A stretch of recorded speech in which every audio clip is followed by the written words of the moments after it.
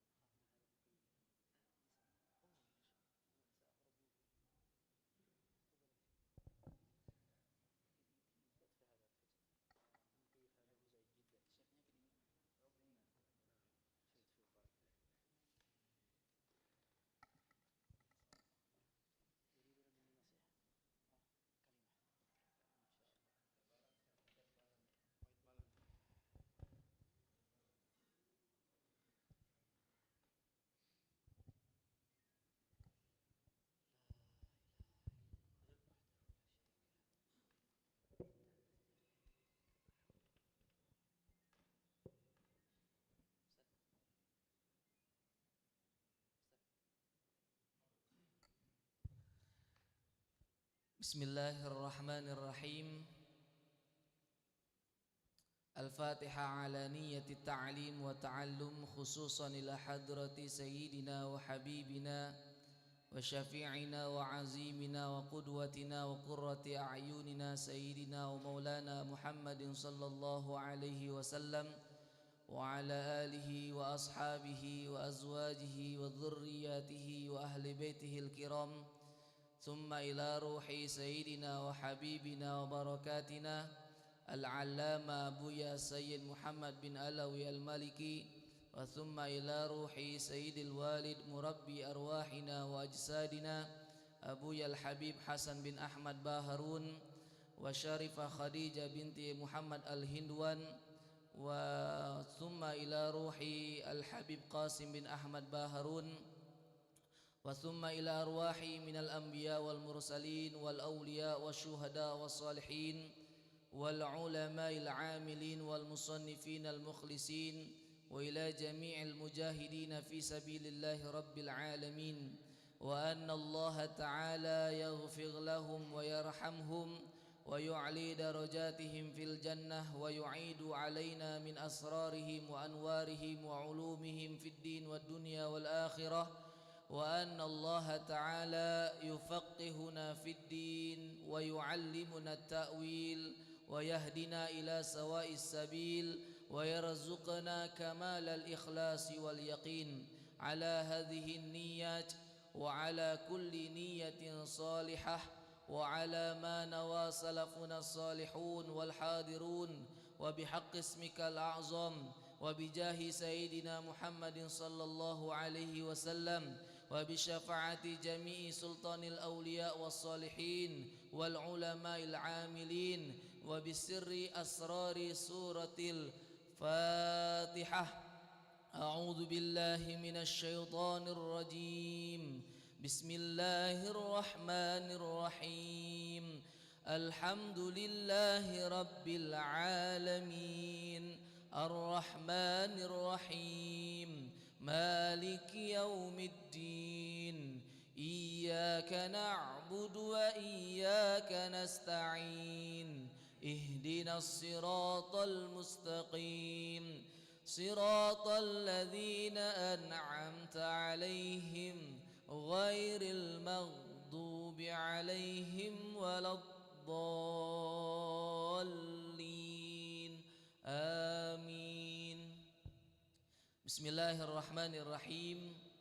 Assalamualaikum warahmatullahi wabarakatuh. Alhamdulillahilladzi hadana lihadza wa ma kunna linahtadiya laula an hadana Allah. Ashhadu an la ilaha illallah wa ashhadu anna sayyidana wa nabiyyana Muhammadan abduhu wa rasuluh. Allahumma salli wa sallim wa barik wa azim ala sayyidina wa maulana Muhammadin miftahi babi rahmatillah adada ma fi ilmillah, salatan wa salaman daimaini bidawami mulkillah wa ala alihi wa sahbihi wa mawalah wa la hawla wa la quwwata illa billah. Al-mukarram wal muhtaram, yang sama-sama kita hormati, kita muliakan para alim ulama, para tokoh masyarakat, tokoh agama, tokoh pemerintahan, Bapak RT, Bapak RW yang sempat hadir, wabil khusus segenap para guru-guru kami, ustadz ustazah, para habib, para kiai, segenap pengurus Masjid Baitur Rahman Bangraya, dan yang kami hormati, kami muliakan guru kita semua, Syekh Dr. Maher Muhammad Mosid Qasim Al-Majidi MA, yang telah menjadi imam untuk kita tadi di waktu subuh. Kita sama-sama mendoakan mudah-mudahan beliau senantiasa diberikan kesehatan oleh Allah Subhanahu wa taala.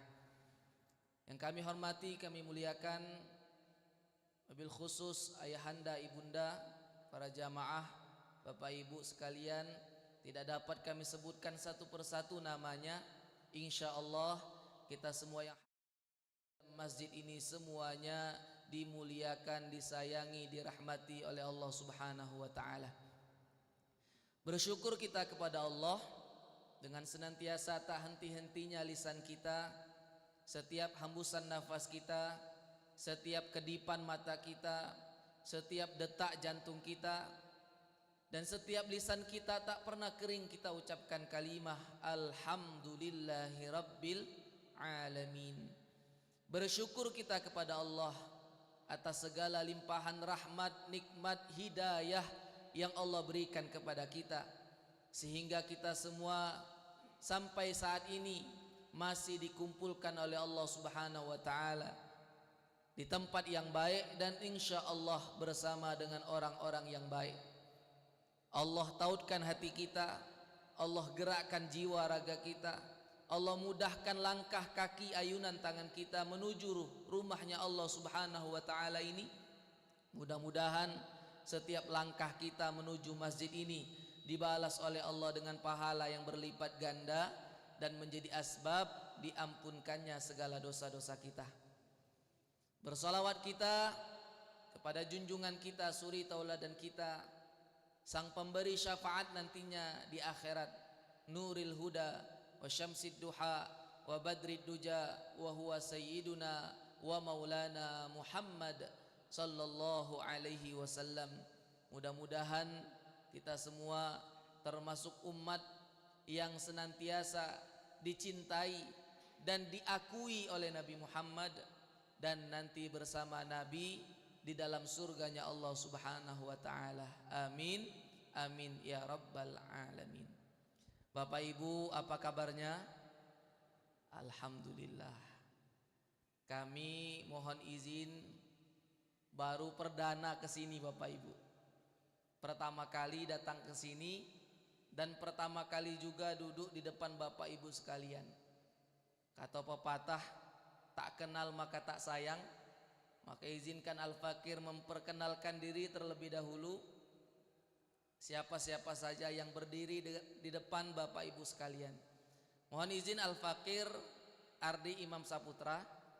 Kami tinggalnya di Desa Gelebak Dalam, Kecamatan Rambutan, tepatnya di dekat makam Ustadz Taufik Hasnuri.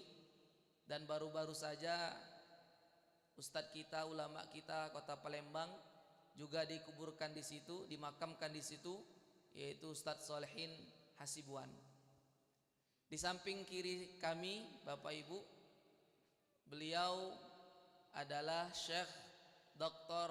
Maher Muhammad Mosed Qasim Al-Majidi MA. Beliau dari Yaman. Alhamdulillah sudah 2 bulan ini menetap di Pondok Pesantren Modern Al-Fat Jakabaring. Sebelah kiri beliau Al-Ustadz Ahmad Al-Abror LC Al-Hafiz. Beliau salah satu pengajar juga di Pondok Pesantren Modern Al-Fat. Beliau lulusan dari Mesir Al-Azhar dan hafal Quran 30 juz. Kami bertiga itu dari Pondok Pesantren Modern Al-Fat Bapak Ibu. Alhamdulillah saat ini Pondok Pesantren Al-Fat itu ada pengajar dari Timur Tengah, dari Mesir dan dari Yaman. Dari Yaman Dr. Maher, dan dari Mesir yaitu Syekh Saleh Syauqi Hasan Jaudah. Beliau berdua itu nanti insya Allah akan memimpin di Pondok Pesantren Mu'adalah Al-Fat, program terbaru daripada Pondok Pesantren Al-Fat. Mu'adalah adalah sekolah atau pondok pesantren yang ijazahnya itu terakreditasi Timur Tengah.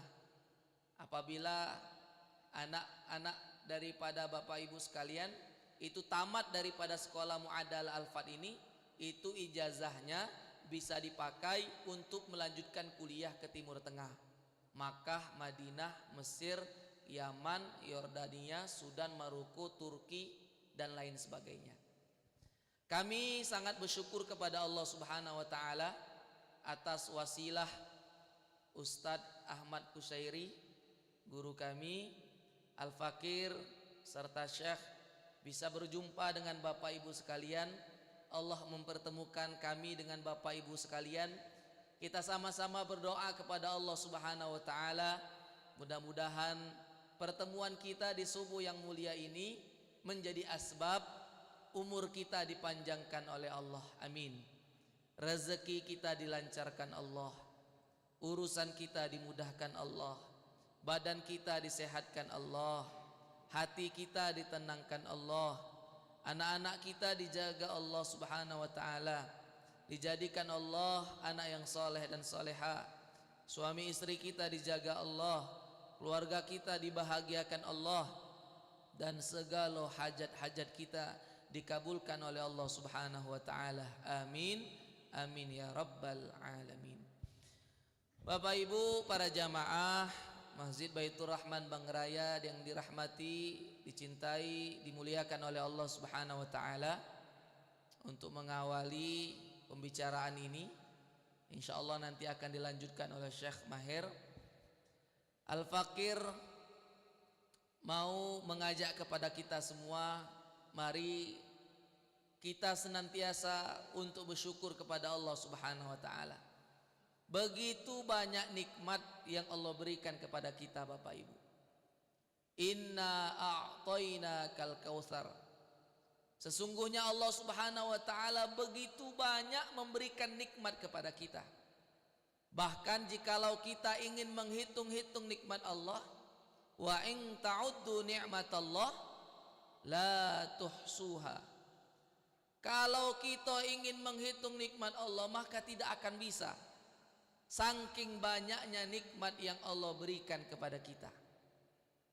Menurut para ulama, paling tidak ada 4 tingkatan kenikmatan yang Allah berikan kepada kita Bapak.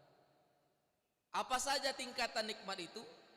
Yang pertama yaitu nikmat harta.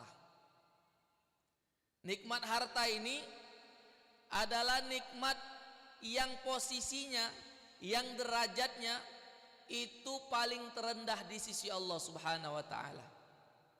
Tapi patut kita syukuri karena ini adalah nikmat yang Allah berikan kepada kita. Maka dari itu Bapak Ibu, jikalau kita diberikan oleh Allah harta yang berlimpah, maka kita harus syukuri nikmat itu.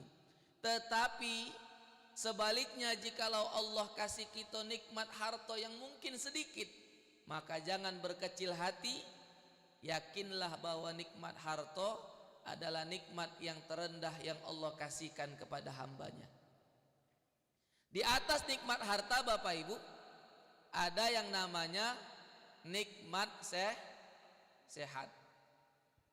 Percuma punya duit yang banyak, harta berlimpah, rumah besar, mobil mewah, tanah luas, rumah bertingkat-tingkat, istri 2, 3, 4. Tapi kalau kita badan tak sehat, tak pacak kita nikmatinya. Betul. Ada pejabat tuh sebulan nerimo setoran 10 miliar. Rumahnya bertingkat-tingkat, ngalahin rumah Haji Alim. Pas kita tanya, Mang, apa dia isi lantai 3? Oi maaf nih ancung, lah sudah 3 tahun tak pernah ke lantai 3. Ngapo? Stroke. Punya rumah bertingkat-tingkat, tapi kalau badan tak sehat tak pacak kita nikmatinya. Punya rumah, punya mobil banyak, Pajero, Fortuner, Ayla, Xenia, segalanya ada, cuma ndak pacak dipakai, yang maki sopirnya. Sedangkan dia tadi tercogok di kursi roda. Karena ngapo sakit.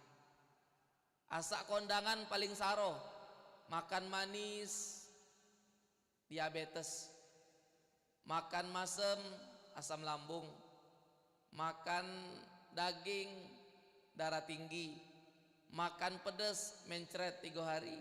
Susah. Ngapo sakit. Maka dari itu Bapak Ibu, kita bersyukur kepada Allah Subhanahu wa taala. Di subuh yang mulia ini Allah sehatkan kita. Allah mudahkan kita ngelangkahkan kaki, ngayunkan tangan, pergi dari rumah kita menuju rumahnya Allah Subhanahu wa taala ini. Allah sehatkan badan kita, ini nikmat di atas nikmat harta. Maka kita bersyukur kepada Allah. Begitu banyak para artis, para wong yang berduit rela ngeluarkan duit yang banyak biar badannya sehat. Ngeluarkan duit 5M, 10M, pergi ke Singapura, ke Thailand, biar pacak kakinya teraso pas digebuk. Nah, kita dicokot nyamuk, dicokot kecoa, sakit, alhamdulillah. Bapak Ibu yang dirahmati oleh Allah, di atas nikmat sehat ada yang namanya nikmat hidup. Percuma Allah kasih kepada kita rumah yang besar, harta berlimpah, badan bagus, terkenal di mana-mana, masyhur, setiap kota kenal dengan nama orang itu. Tapi sudah nyawa dak katik lagi. Maka apa boleh buat? 1 kali 24 jam dikuburkan oleh kawan kita. Bapak Ibu, kita pacak bangun dari subuh ini, bangun dari tidur kita, itu nikmat yang paling besar yang Allah kasihkan kepada kita. Tak terhingga harganya Bapak. Kalau semisalnya Pak, ada wong kaya ngasih duit kepada kita 5M, dengan syarat kita tidak bangun lagi. Milihlah duit 5M tapi tidak bangun, apa tidak katik duit 5M tapi bangun Pak? Pacak bangun. Artinya kita pacak bangun dari subuh, dari tidur kita di malam hari, itu harganya lebih lagi dari 5M. Maka kita bersyukur kepada Allah, kita pacak bangun dari tidur kita, bisa pergi ke masjid, sholat subuh berjamaah, nikmatnya luar biasa. Walaupun mungkin nyari duit saho, makan saho, tapi alhamdulillah Allah masih hidupkan kita, ngasih nafas kepada kita untuk beribadah kepada Allah Subhanahu wa taala. Dan terakhir Bapak Ibu, nikmat di atas itu semua yaitu nikmat iman dan Islam. Beriman kepada Allah Subhanahu wa taala. Percuma punya rumah yang besar, mobil yang banyak, badan sehat, umur yang panjang, tapi tidak kita gunakan untuk beriman, beribadah, taat kepada Allah, maka tak ada gunanya. Sepohon kayu daunnya rimbun, lebat bunganya serta buahnya, walaupun hidup 1000 tahun, kalau tak sembahyang apa gunanya? Walaupun hidup 1000 tahun, kalau tak sembahyang apa gunanya? 1000 tahun Allah njuk umur kepada kita, dak kate gunanya kalau kita dak kita gunakan untuk beriman, bertakwa, beribadah kepada Allah Subhanahu wa taala. Bukan seberapa panjang, seberapa pendek umur yang Allah kasih, tapi seberapa banyak amal ibadah yang dapat kita gawekan selama kita dihidupkan oleh Allah Subhanahu wa taala. Kata Rasul, khairun nas, sebaik-baiknya manusia, man tala umruhu wa hasuna amalu, yang Allah panjangkan umurnya namun baik pula amalnya. Makin tua makin taat ibadah kepada Allah. Makin bertambahnya umur makin dekat dengan masjid. Makin bertambahnya umur makin galak dengarkan majelis ilmu. Makin bertambahnya umur makin dekat dengan ulama. Makin bertambahnya umur makin taat, dekat kepada Allah Subhanahu wa taala. Namun sebaliknya kata Rasul, syarrun nas, seburuk-buruknya manusia, seburuk-buruknya hamba, man tala umruhu, yang Allah panjangkan umurnya, yang Allah kasih kesempatan kepada dia untuk hidup yang panjang, wa sa'a amalu, namun buruk pula amalnya. Nauzubillahi min dzalik. Makin tua makin jadi, tua-tua keladi, makin tua makin jadi, makin tua makin jauh dari Allah. Mohon maaf, makin bertambahnya umur bertambah pula maksiatnya, bertambahnya umur bertambah pula jauhnya dari Allah.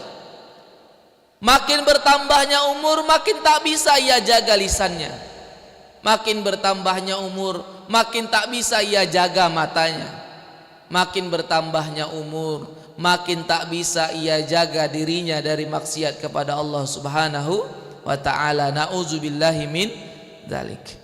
Nah, nikmat iman Islam ini Bapak, nikmat yang tertinggi di atas nikmat-nikmat yang lainnya. Maka dari itu kita semua yang bisa dikumpulkan oleh Allah, segelintir orang dari banyaknya manusia, hamba-hamba yang Allah hidupkan di dunia ini, kita bisa ditautkan hati kita pergi ke Masjid Baitur Rahman, mendengarkan nasihat, bersilaturahim. Ini nikmat yang luar biasa. Maka dari itu kita patut syukuri dengan mengucapkan kalimat alhamdulillahi rabbil alamin, dan kita pakai segala nikmat yang Allah berikan untuk bertakwa kepada Allah Subhanahu wa ta'ala. Amin amin ya rabbal alamin. Bapak Ibu sekalian, inilah permulaan, insyaallah akan dilanjutkan oleh Syekh Mahir memberikan sedikit nasihat untuk kita semua. Marilah kita dengarkan dengan khusyuk, dengan khidmat apa yang beliau sampaikan. Mudah-mudahan bisa kita amalkan bersama, bisa menambah keimanan, ketakwaan kita kepada Allah Subhanahu wa ta'ala. Dan yang paling penting Bapak Ibu, bertemunya kita di masjid ini ajang silaturahmi, ajang silaturahim sebagai kita umat muslim. Umat muslim itu kalau dekat saling menasihati, kalau jauh saling mendoakan. Maka dari itu Pak, kita sesama jamaah masjid kalau ketemu saling nasihati, saling nasihati. Kalau jauh saling mendoakan. Itulah muslim yang baik. Insyaallah kita semua yang ada di masjid ini senantiasa dirahmati dan dimuliakan oleh Allah Subhanahu wa ta'ala. Amin ya rabbal alamin. Yumkin kafahuna ani, mohon izin Bapak Ibu, kami ingin menyebarkan ada brosur dari Pondok Pesantren Al-Fat sebagai informasi tambahan program terbaru dari Al-Fahad, yaitu Muadalah Al-Fat, Muadalah Al-Fat dan Markas Lugha Arabiyah. Markas Lugha Arabiyah ini kursus bahasa Arab. Jadi Bapak Ibu kalau pengen belajar bahasa Arab, maka insya Allah diaturi ada lembaga kursus bahasa Arab di Palembang, pertama kali di Palembang, dan pengajarnya langsung wong Arab. Nah, jadi tagline-nya belajar bahasa Arab bersama orang Arab. Nah, ada Syekh Saleh, Syekh Mahir, beliau punya metode yang bagus dalam mengajarkan bahasa Arab untuk wong yang bukan Arab. Nah, kita selama ini punya mindset, punya pikiran kalau belajar bahasa Arab itu belajar nahwu sorof. Ternyata Bapak, belajar bahasa Arab itu agak dulu belajar nahwu sorof, agak dulu belajar balaghah. Nah, kami baru tahu juga ternyata ada metode-metode yang digunakan oleh para syekh ini yang memang khusus belajar bahasa Arab untuk wong yang bukan non Arab. Nah, insya Allah kalau Bapak Ibu tertarik dipersilahkan hubungi nomor yang tertera di brosur. Yumkin kafahuna anni wa aqulu syukran katsiran ala husni timaminkum. Ya Syekh, arju minka an tu'tina nasihah. Insyaallah Syekh akan memberikan nasihat kepada kita semua dan dimutarjim oleh Ustadz Ahmad Abror. Itu saja Bapak Ibu, mohon maaf apabila ada kata yang salah, kepada Allah kita sama-sama mohon ampun. Billahi taufiq wal hidayah. Assalamualaikum warahmatullahi wabarakatuh.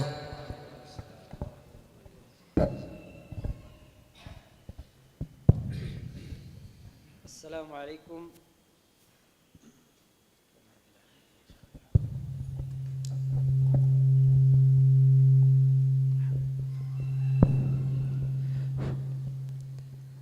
Assalamualaikum warahmatullahi wabarakatuh. Bismillahirrahmanirrahim. Alhamdulillahi rabbil alamin. Wa sallallahu wa sallama wa baraka ala abdihi wa rasulih sayyidina wa nabiyyina Muhammadin wa ala alihi wa sahbihi wa sallama tasliman katsiran ila yaumiddin. Wa ba'd.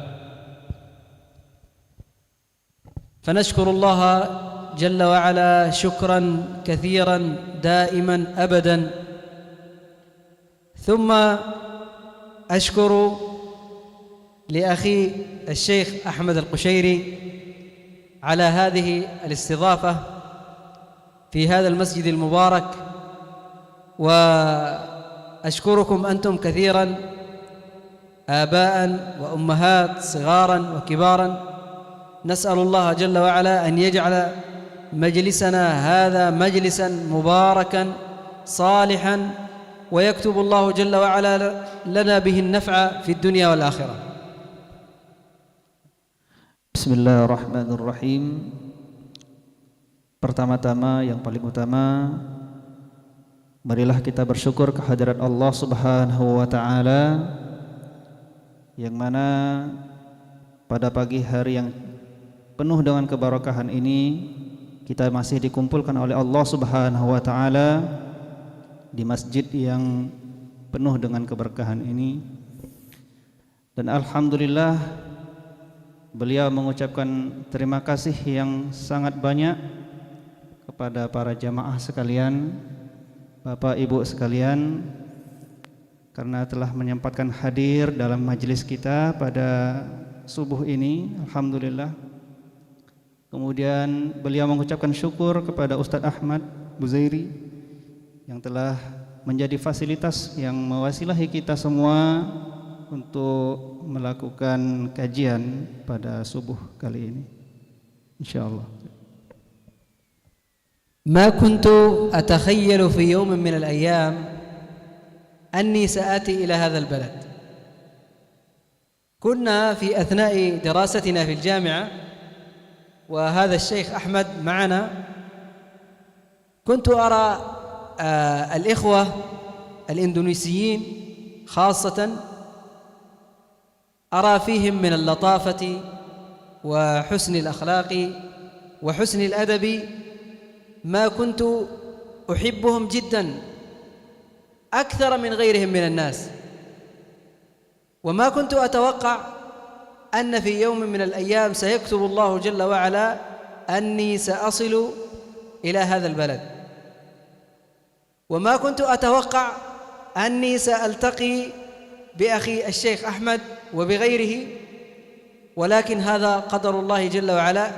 جعلني أحب الناس ويأتي الله جل وعلا بي إلى هذا البلد بواسطة معهد الفهد المبارك. نسأل الله أن يكتب البركة للجميع.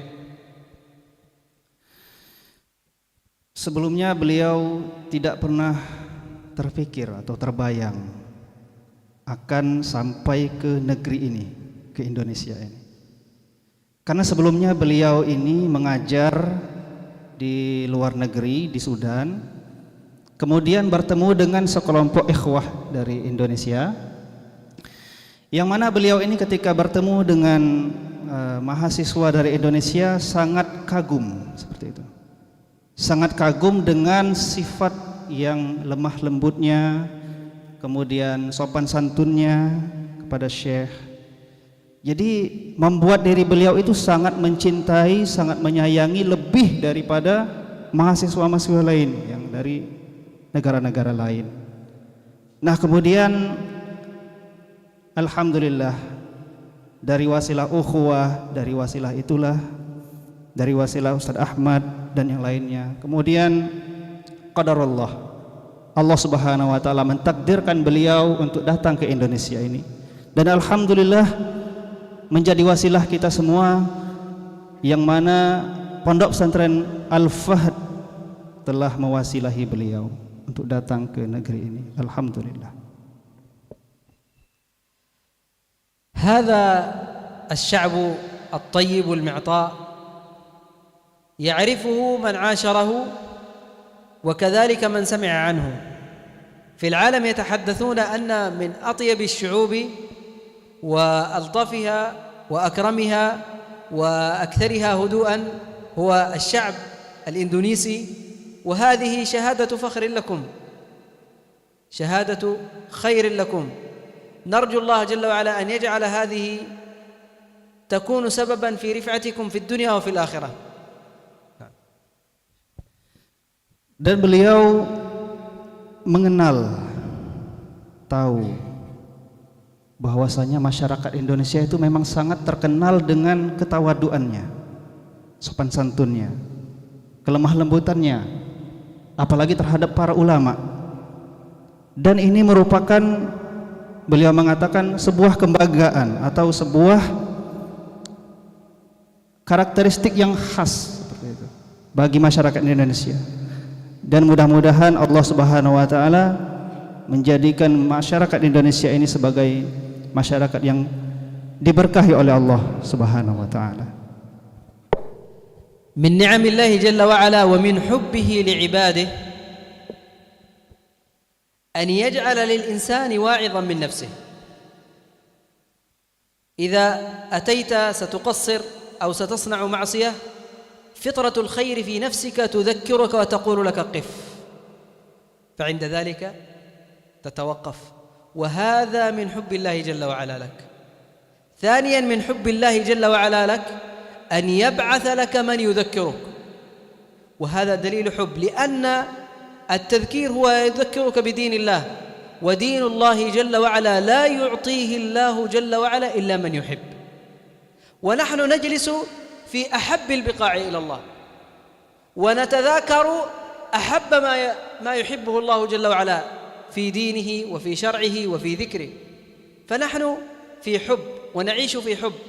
ومن حب الله جل وعلا أن الله جل وعلا هيأ لكم هذا الشخص يعلمكم هذا الخير، ذهب به إلى اليمن ثم جاء إلى هنا ليعلمكم. يا إخواني، هذه النعمة العظيمة في كثير من الأماكن لا يجد الناس ولا واحدا يذكرهم بالله، وهذا دليل عدم حب من الله جل وعلا.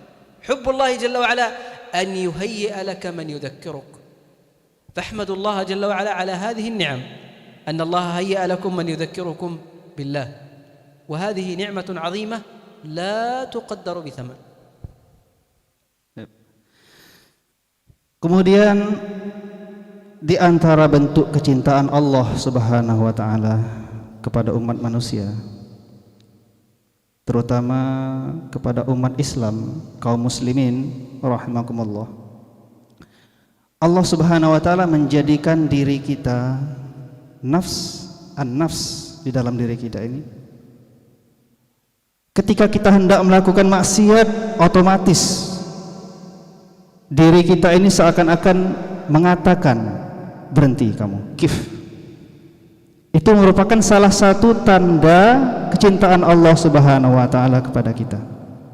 Pasti ada rasa itu di dalam diri kita.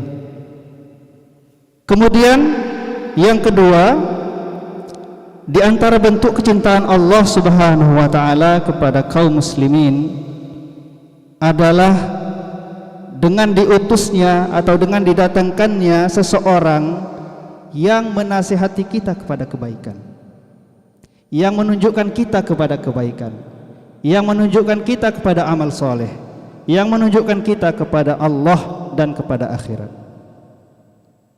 Ini merupakan nikmat yang terbesar dari Allah Subhanahu wa taala, yang mana merupakan kecintaan Allah Subhanahu wa taala kepada kaum muslimin.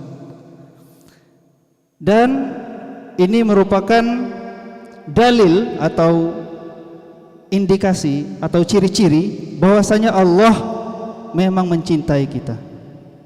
Diutusnya atau didatangkannya orang-orang yang soleh kepada kita, yang menjadi wasilah kepada kita, kemudian untuk berkumpul ya, di majelis yang penuh dengan keberkahan ini merupakan dalil, indikasi bahwasanya Allah Subhanahu wa taala mencintai kita.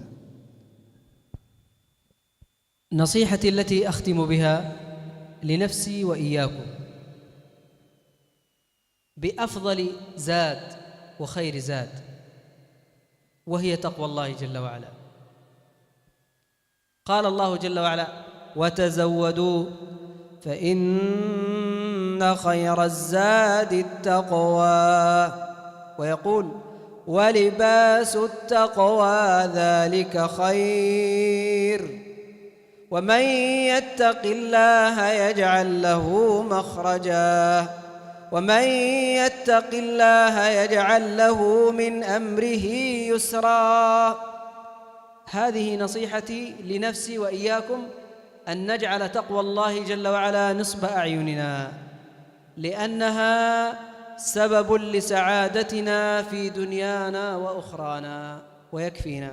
والنبي صلى الله عليه وسلم عندما وصى أحد الصحابة الكرام ماذا قال له؟ قال له: اتق الله حيثما كنت وأتبع السيئة الحسنة تمحها وخالق الناس بخلق حسن. وهكذا. هذه نصيحتي، وأسأل الله أن يوفقني وإياكم لأن نمتثل هذه النصيحة حتى نسعد في الدنيا والآخرة. بارك الله فيكم، شكر الله لكم، نحبكم وندعو لنا ولكم بالخير والتوفيق والسعادة في الدنيا والآخرة. والحمد لله، صلى الله وسلم وبارك على سيدنا محمد وعلى آله وصحبه، وجزاكم الله عنا خيرا. Kemudian nasihat yang beliau utarakan untuk terakhir kali adalah takwa Allah, bertakwa kepada Allah. Karena ketakwaan adalah sebaik-baiknya bekal kita untuk menuju akhirat. Sebagaimana firman Allah Subhanahu wa taala dalam Al-Qur'an, "Wa tazawwadu fa inna khairaz zadit taqwa." Berbekallah kalian, karena sebaik-baik bekal itu adalah ketakwaan. Wa may yattaqillah yaj'al lahu makhraja. Siapa yang bertakwa kepada Allah Subhanahu wa taala, niscaya Allah akan menyediakan jalan keluar dari setiap permasalahan kalian. Wa may yattaqillah yaj'al lahu min amrihi yusra. Siapa yang bertakwa kepada Allah Subhanahu wa taala, niscaya Allah akan memberikan kemudahan pada setiap perkara dan urusannya di dunia ini. Jadi ketakwaan adalah kunci kebahagiaan di dunia dan di akhirat. Ketika Rasulullah sallallahu alaihi wasallam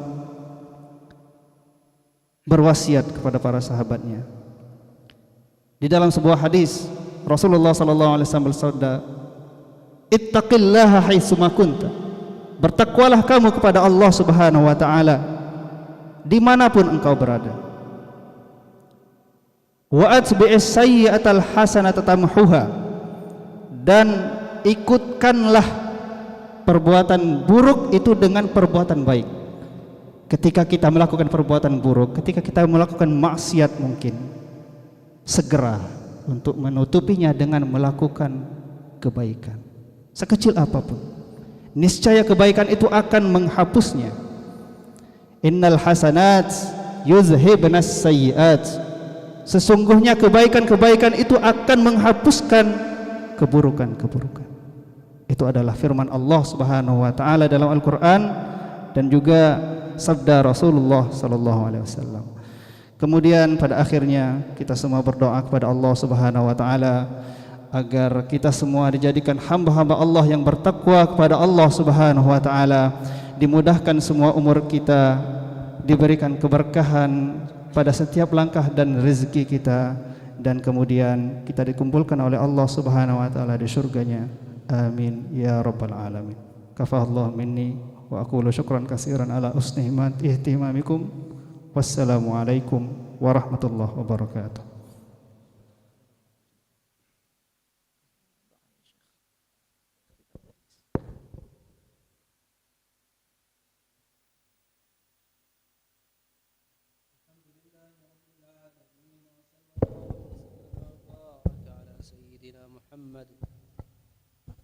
وعلى آله وصحبه وسلم تسليما كثيرا إلى يوم الدين.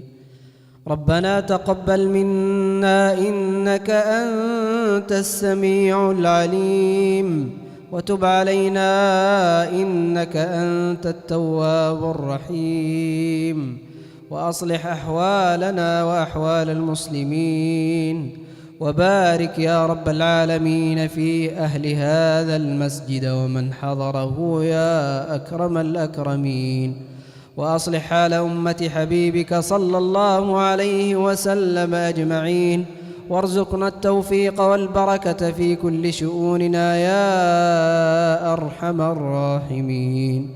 ربنا ظلمنا أنفسنا وإن لم تغفر لنا وترحمنا لنكونن من الخاسرين. ربنا آتنا في الدنيا حسنة وفي الآخرة حسنة وقنا عذاب النار.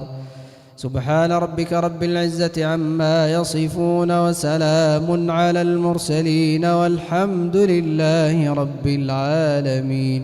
صل اللهم وسلم وبارك على سيدنا محمد وعلى آله وصحبه أجمعين.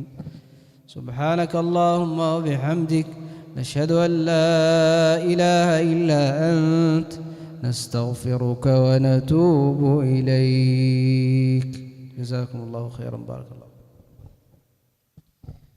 Bapak Ibu sekalian yang dirahmati Allah, sekali lagi jazakumullah khairan jaza kami ucapkan terkhusus Ustadz Ahmad Kusairi dan Bapak Ibu pengurus lainnya. Kita berdoa kepada Allah Subhanahu wa taala, di dunia Allah kumpulkan kita di Masjid Baitur Rahman Bang Raya. Mudah-mudahan nanti Allah kumpulkan kembali kita di dalam surganya Allah Subhanahu wa taala. Amin ya rabbal alamin. Akhirul kalam. Assalamualaikum warahmatullahi wabarakatuh.